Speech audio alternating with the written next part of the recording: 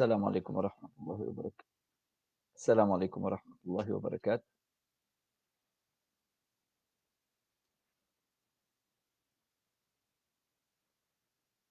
السلام عليكم ورحمة الله وبركاto. Bismillah, wassalatu wassalamu ala Rasulillah.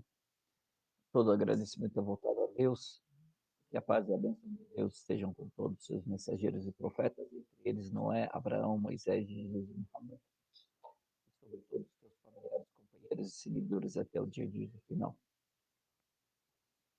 Depois de agradecer a Deus, gostaria de agradecer a ao grupo Mensagem de Paz pelo convite para para falar sobre este grande tema que para os muçulmanos é de extrema importância, esse tema que é a peregrinação, né? Então, para nós muçulmanos, Deus determinou o Hajj como uma grande obrigação. E nós temos no Islã os 6 pilares da fé. 6 pilares da fé, que tem a ver com a fé do ser humano, para se tornar muçulmano, o que ele deve fazer. E, depois da pessoa formar a sua fé, ela tem algumas práticas que ela deve fazer, que é o mínimo necessário para se tornar muçulmano na prática. E essa prática, esses são 5 pilares. Os 5 pilares, a primeira é a oração, o segundo é a primeira é o testemunho que não há divindade além de Deus e que Muhammad é seu mensageiro. O segundo é a prática da oração. O terceiro, a prática do zakat, que é um imposto, imposto pela religião, né, dos ricos para os pobres, dado dos ricos para os pobres, para os necessitados. São 8 grupos, né, de pessoas. Depois temos o quarto ponto, que é o jejum do mês do Ramadã, e o quinto é a peregrinação ao Meca uma vez na vida, se tiver condições física e financeira. O profeta Muhammad sallallahu alaihi wasallam, ele diz: "Bunya al-Islamu ala khams". O Islã ele foi constituído sobre 5 pilares. Então você tem 5 pilares que são a base, que são a sustentação do Islã, que é e aí que ele explica que é o testemunho que não há divindade além de Deus e que Muhammad é seu mensageiro, a prática da oração, o zakat, pagamento do zakat, que nós falamos, que é dado dos ricos para os pobres, o jejum do mês do Ramadã e a peregrinação à Meca uma vez na vida, se tiver condições física e financeira. Nisso, Allah subhanahu wa ta'ala, Deus, ele nos ordena. Por quê? Porque o Hajj é um grande congresso de todos os muçulmanos, um grande encontro mundial dos muçulmanos feito em Meca. Ele acontece todos os anos. Esse Hajj, essa peregrinação a Meca, acontece todos os anos, uma vez por ano. Porém, o muçulmano deve fazer o Hajj uma vez na vida, no mínimo, uma vez na vida, se tiver condições física e financeira. Então, se a pessoa ela não tem condições físicas nem condições financeiras, ela está isenta, porque tem que ter 2 condições. Então, se não tiver essas condições, ela está isenta, ela não deve fazer. Então, quando passar a ter essas condições, ela deve fazer. Se atingiu a puberdade, então já passou a ser já atingiu a maioridade, e aí ela é responsável perante a lei. Portanto, o Hajj é um grande congresso de todos os muçulmanos, né? Lógico que não são todos os muçulmanos que vão, porém, acontece todos os anos. E onde acontece? Acontece em Meca, que é a nossa Qibla. Qibla seria a orientação, ou a direção para a qual nós rezamos. Nós rezamos, todos os muçulmanos, voltados a Meca, uma forma de organizar os muçulmanos onde quer que eles estejam. E é em direção não só à cidade de Meca, mas lá tem algo chamado Kaaba. Kaaba é aquele cubo revestido por um pano negro, né? Porém, a Kaaba ela é feita por pedras, né? Blocos de pedras, e tem um manto negro com dourado que reveste, né? Que veste essa Kaaba. Então, os muçulmanos, quando rezamos, nós rezamos nessa direção como uma forma de organizar os muçulmanos onde quer que eles estejam. Allah subhanahu wa ta'ala, Deus, ordenou a prática da peregrinação quando ele disse وَأَذِّنْ فِي الْحَجِّ. Deus está ordenando quem? O profeta Abraão. Então, é uma questão que é importante a gente citar. O Hajj não ele não iniciou a sua prática, né? A prática do Hajj não se iniciou com o advento do Alcorão, com a revelação do Alcorão, ou com o nascimento do profeta, ou na época do profeta Muhammad, que a paz de Deus seja com ele, mas bem anterior ao profeta Muhammad, anterior a Jesus, anterior a Moisés, já na época de Abraão, Deus ordenou que Abraão reconstruísse a Kaaba. Portanto, ela já tinha sido construída antes, na época de Adão, e com a vinda do dilúvio, né, quando cobriu todo o mundo, a Kaaba ela ficou soterrada, foi destruída, né, e ficou só a base dela, e quando Abraão veio, foi enviado por Deus, ele casou-se, né, com Sara e depois com Agar, e teve um filho, o seu primogênito, com a sua esposa Hajar. E ele teve um filho com ela, chamado Ismail. E Deus ordenou que deixasse a sua esposa e o seu filho num local, no deserto, em Meca, né? Porém, era desabitada, não havia nada, e os colocou lá, e Deus ordenou que Abraão voltasse e deixasse a sua esposa e o seu filho lá. Certamente que quando Deus ordena algo, muitas vezes na nossa mente, na nossa imaginação, nós podemos pensar, puxa vida, vai ser cruel, vai ser ruim, vai ser perigoso, vai ser isso, vai ser difícil, impossível. Então, a nossa mente começa a querer nos trair, querer nos boicotar, querer impedir que algo que aconteça. Então, o que acontece é que a nossa mente começa a colocar obstáculos. E aqui entra a fé. Se você acredita em Deus, se você crê que Deus é o poderoso, que Deus é o majestoso, Deus é tudo, o que eu tenho que fazer? Confiar em Deus. Isso se chama confiar em Deus. E se chama confiar em Deus. Então, eu confio em Deus, coloco nas mãos de Deus, já que Ele que me ordenou. Então, Deus não vai me ordenar algo que seja ruim, mesmo que inicialmente, na minha visão, seja algo ruim. Porém, Deus nunca ordena o que é ruim ou prejudicial. Então, se tem uma ordem de Deus, é certa que é uma ordem de Deus, faça. Faça e você será feliz. Faça e você vai ter sucesso. Faça e você vai ver o benefício lá na frente. Talvez naquele momento você não identifique esse benefício, não identifique o que há por trás dessa ordem. Porém, você tem que fazer, porque essa é a obediência. Deus ordena, nós fazemos. Deus ordena uma oração, mas é cansativo, não importa, faça. para o seu bem. Deus, e na pandemia, e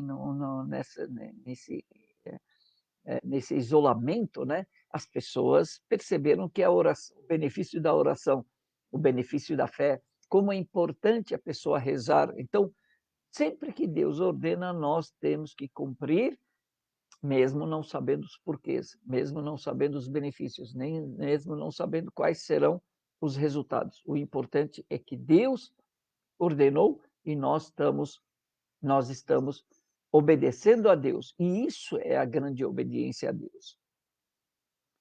É quando ele ordena, nós cumprimos. Então, Deus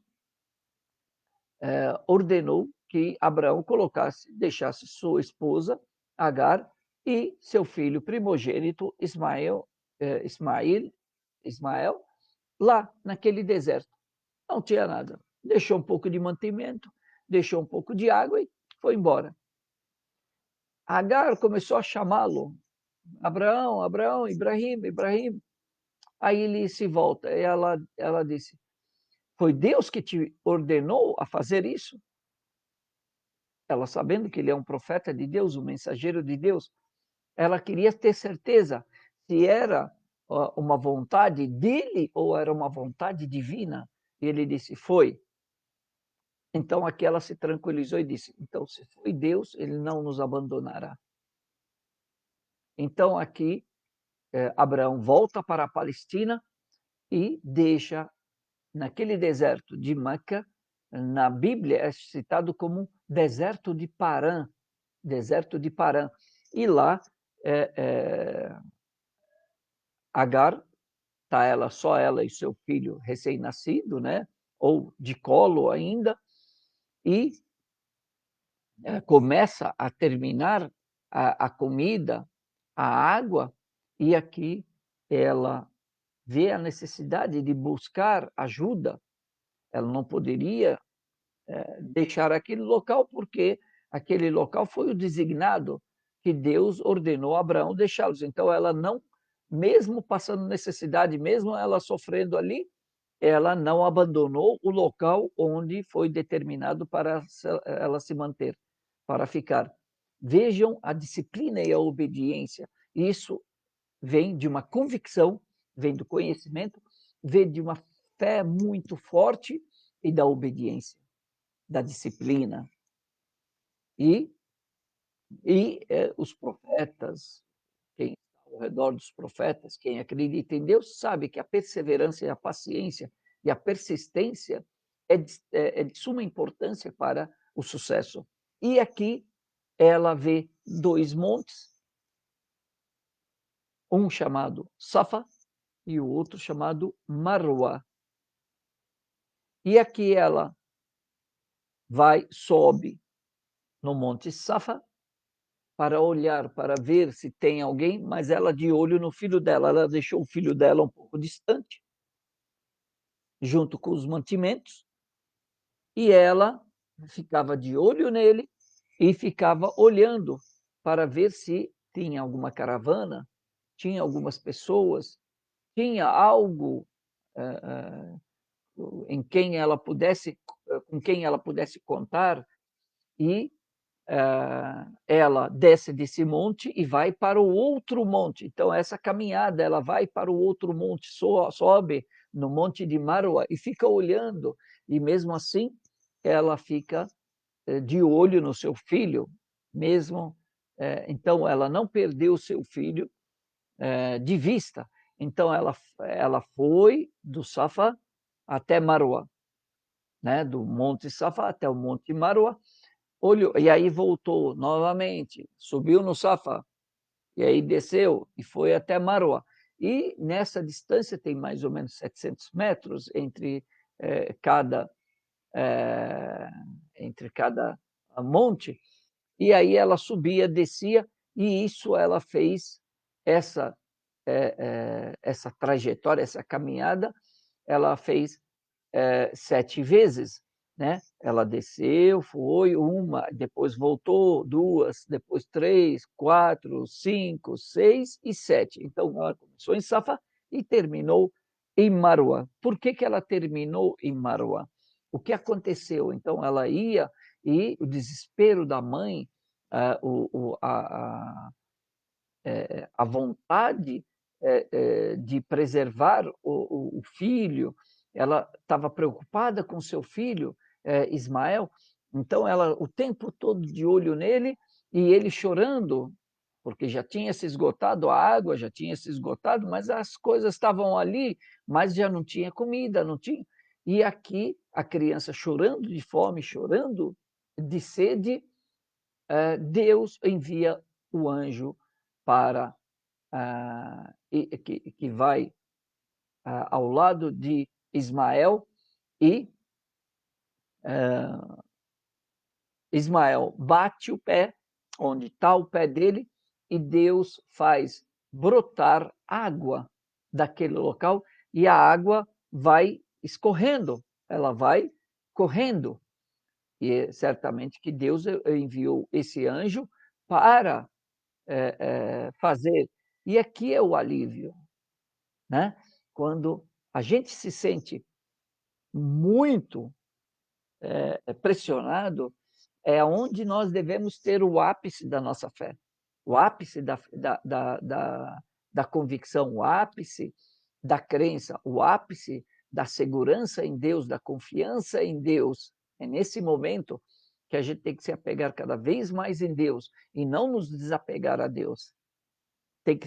Temos que nos agarrar em Deus, porque é nesse momento que nós precisamos mais de Deus e Deus irá nos aliviar de todos os problemas. Então, qualquer problema que eu tenha, qualquer problema que você tenha, por pior que seja, agarre-se em Deus, mantenha-se firme em Deus, aumente as suas orações, as suas súplicas, se agarre cada vez mais em Deus, porque o alívio está próximo. E aqui, quando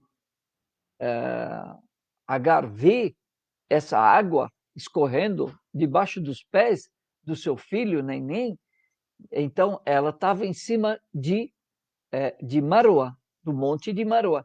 E ela começa a ver algo estranho, e aí ela desce e corre até o seu filho e encontra a água lá. E a água é vida. E aqui os dois tomam água e se saciam, e aqui ela já veio o alívio, né? Porém, ainda faltava o quê? A comida. Então, a água, maravilha, porém, agora falta comida. Então, e tudo Deus, nessa vida, Ele coloca motivos. Deus, Ele coloca para todas as coisas, Ele coloca motivos e Ele coloca os porquês. Deus envia pássaros. Os pássaros buscam o quê? Imagine, pássaros no deserto. Como é que os viajantes, as caravanas, percebem que tem um oásis, por exemplo? Quando eles olham para o céu e veem pássaros voando em círculos, significa que ali tem água. Então, tem um oásis. E aqui,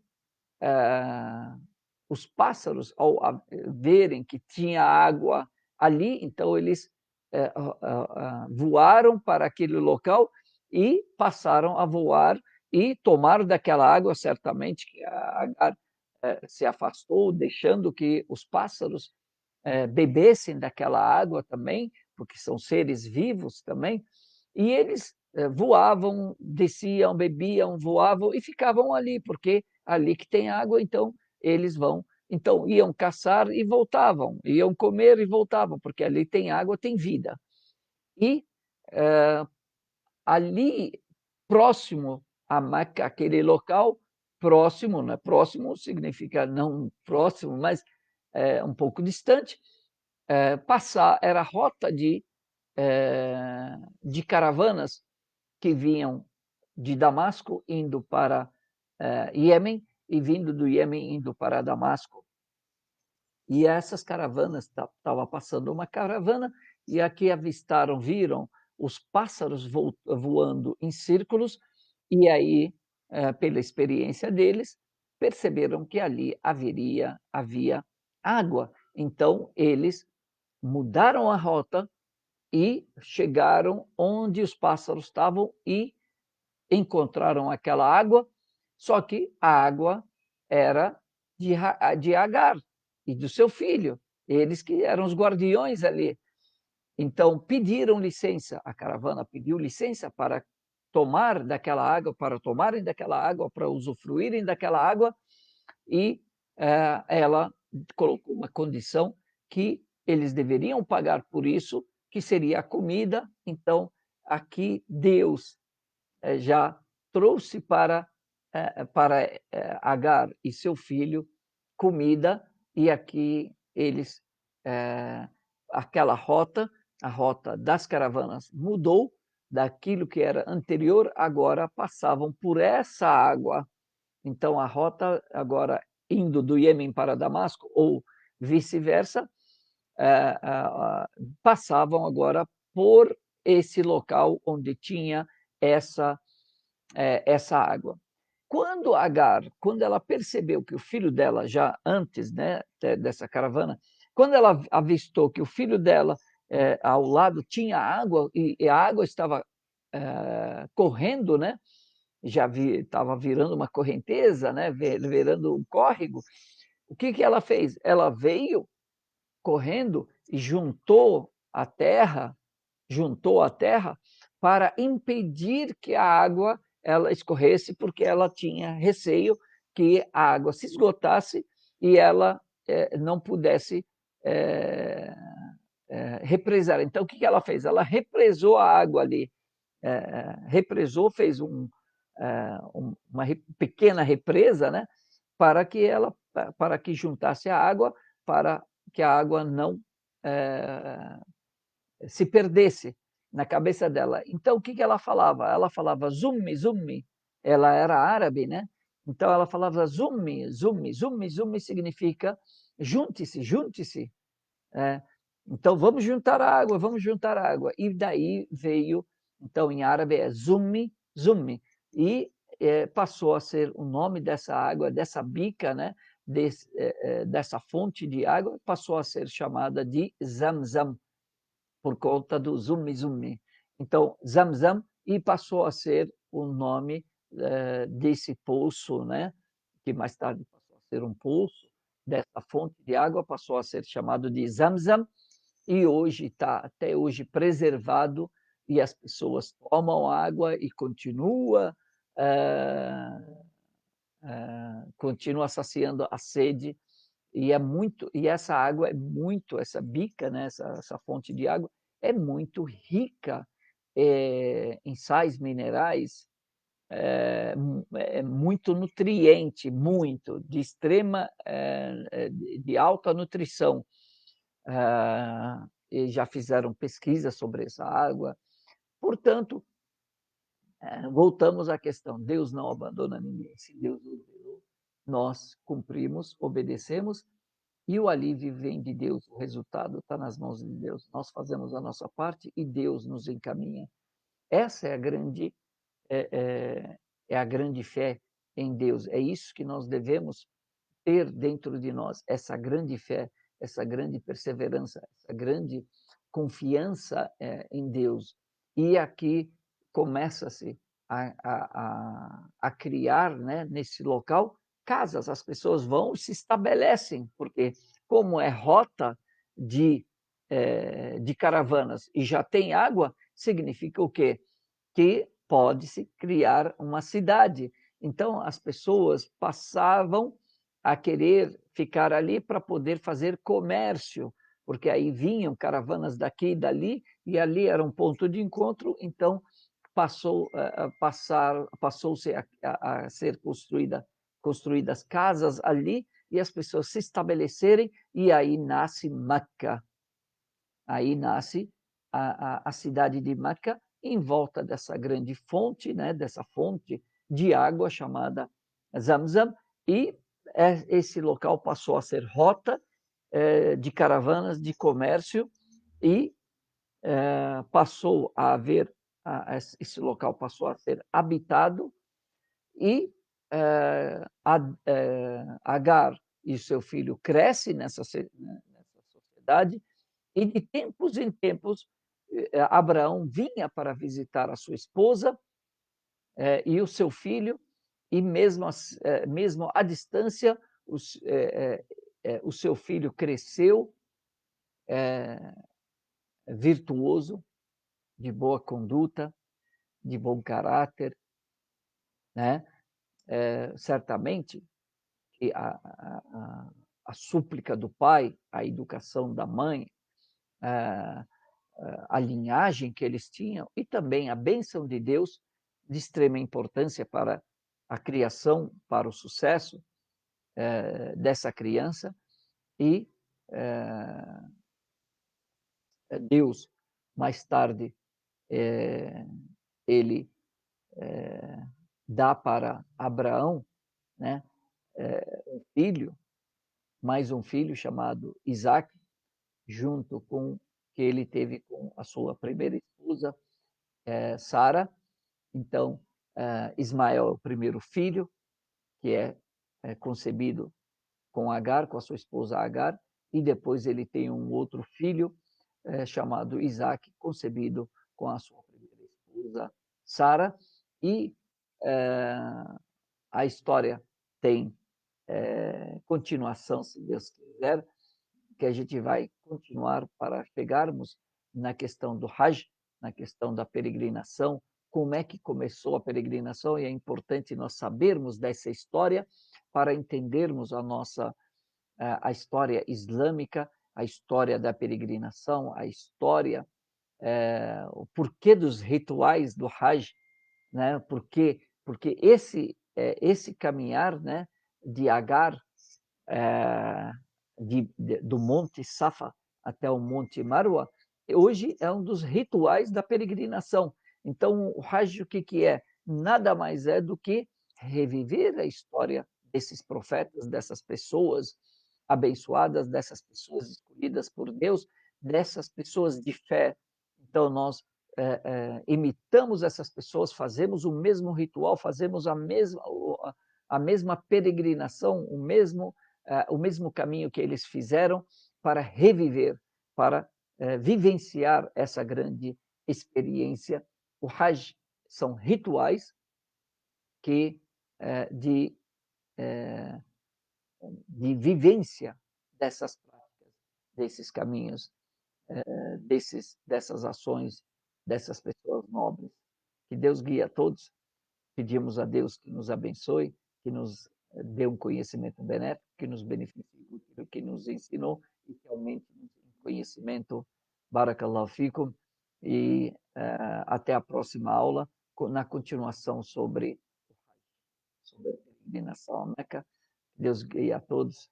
E mais uma vez agradeço o grupo Mensagem de Paz pelo convite e todos vocês. Deus guie a todos. Assalamu alaikum wa rahmatullahi wa barakatuh. Que Deus esteja com todos.